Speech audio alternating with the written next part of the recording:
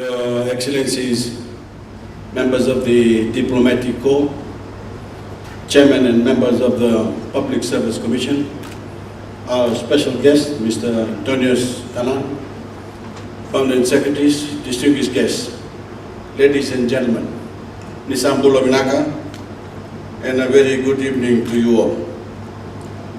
It is a great pleasure for me, both personally and as Prime Minister, to be with you to recognize the extraordinary achievements of some outstanding people who are working in the service of our nation. As you know, one of my highest priorities as Prime Minister is to ensure that the Fijian government delivers services to its citizens efficiently, equitably, and even enthusiastically. This is the mission that we will always have before us. The continuous pursuit of excellence must be more than a slogan or mantra. We must always find ways to improve, to innovate, to do more with less, and to overcome challenges, no matter how well we think we are doing. We rely on the civil service, not just to keep the country running, but also to help the national leadership anticipate needs and chart the future. Career public servants owe their loyalty to all Fijians. That means they must work faithfully under the national leadership.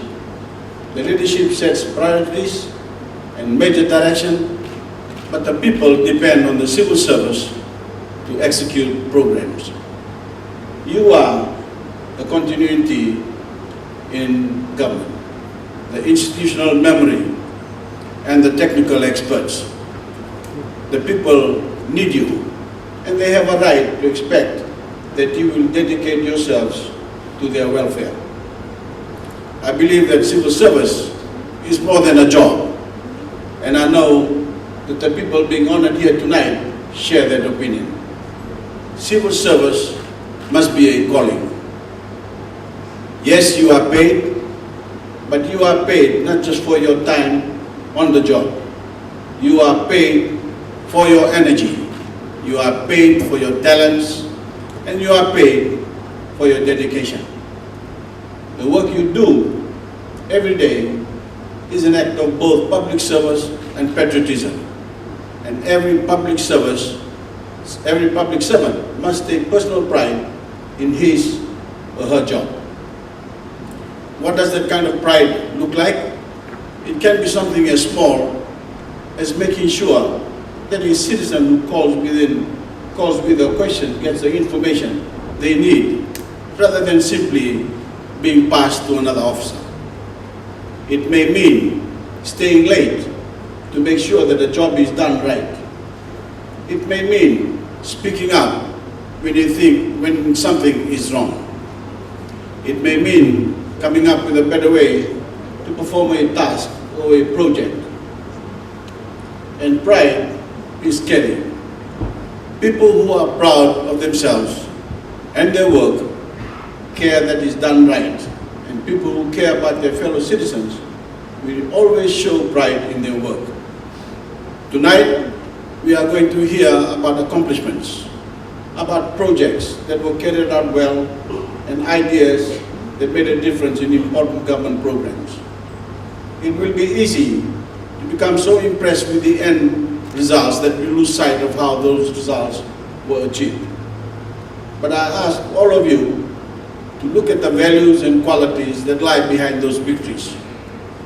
These are the values and personal qualities that will drive us continually to be a better government and a more accomplished people. I understand that the civil service is adopting standards and values for project and program management, and I applaud you for that. But good government will never be achieved solely by acquiring and refining management skills. Strong, positive values, innate good qualities that are personally driven, and simple good character are essential qualities for a public servant. We are a small nation, with great ambitions, and our civil service needs to demonstrate these kinds of values and qualities every day if we are to realize our ambition for development, honest government, and true equality. Values like personal responsibility, the willingness to take ownership of actions, decisions, and outcomes. Dedication, the commitment of making sure that you are working to fulfill our purposes. Ingenuity, the ability to bring all of one's creativity and critical thinking to the job. Values like courage, the willingness to strive even in the face of adversity. Adaptability, the ability to find ways to solve problems and overcome obstacles. Integrity, honesty, the absolute refusal to tolerate corruption or dishonesty in any form at any level, and the adoption of high standards of personal behavior. Being just and fair, the utter refusal to accept or tolerate any form of discrimination, and always being fair without fear or favor. Empathy, the ability to keep before you the needs of the people of Fiji, many of whom depend on government programs as a genuine lifeline. And of course, energy, the force that drives you to come to work every day with enthusiasm for what you can accomplish and to not rest until you have done all you can. I believe these are qualities we recognize today. And I also give these words of advice to all those who will hire new employees in the public service. Don't just look for skills and experience. Look for good character as well. Skills and experience can be learned, but good character is priceless. We must also ensure that we hire and promote civil servants on merit. Our Constitution demands that age, gender, ethnicity, and religion must not be barriers. We must choose the best people who will ensure, come what may, that nothing is more important to them than serving all Fijians in a spirit of patriotism. As you know, I have been critical of the civil service in the past. I think we all understand that in the civil service, like virtually all institutions, there are people who take little pride in their work, who seek to do as little as possible, and who occupy positions that would go to deserving people, who will work with a positive attitude and loyalty. Those people are still with us, although I believe their numbers are slowly diminishing. Some have resigned, some have retired, and some may have changed.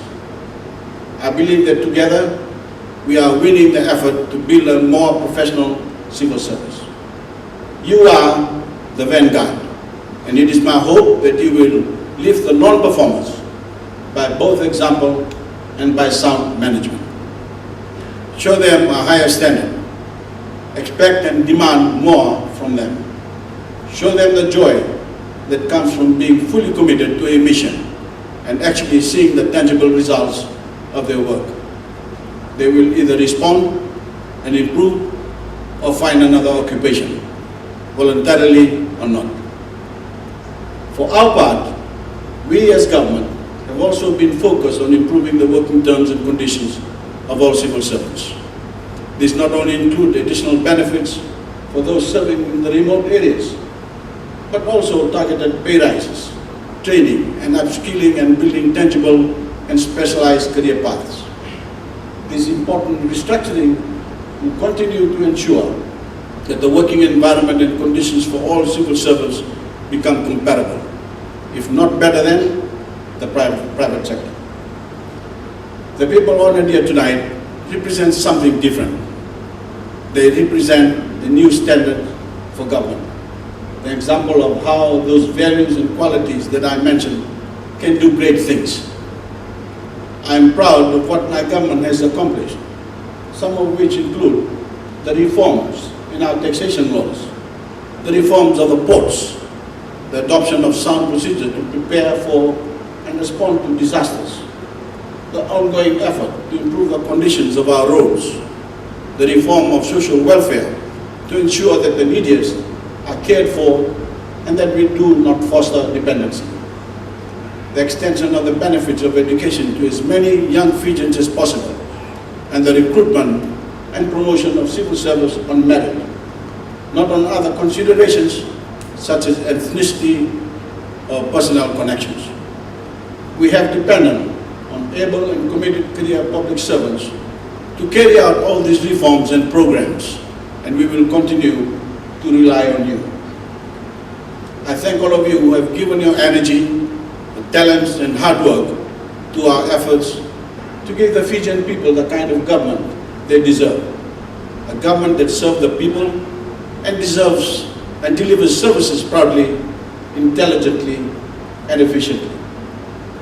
Of course, this is what we seek in recognizing outstanding achievements tonight. This is what we seek in the management processes we are putting in place. This is what we seek for our government. We must commit ourselves to raising the standard, to creating a new sense of what we expect as normal behavior and normal performance in public service. The term standard has an interesting history. In the days when wars were fought by men with swords, axes and clubs, one rider held the flag, the standard, higher for all to see.